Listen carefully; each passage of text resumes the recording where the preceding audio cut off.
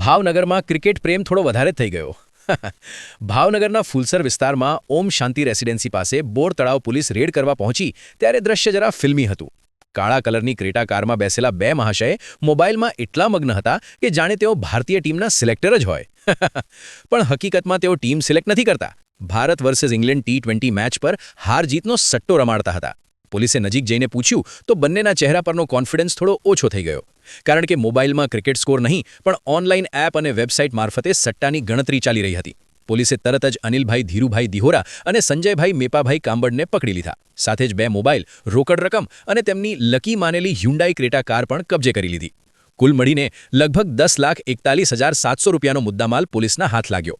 હવે મેચ તો પૂરી થઈ ગઈ હશે, પણ આ બંને માટે મેન ઓફ ધ મેચ બની ગઈ બોર તળાવ પોલીસ. પોલીસે બંને સામે જુગાર ધારાની કલમ 12A હેઠળ ગુનો નોંધી આગળની તપાસ હાથ ધરી છે.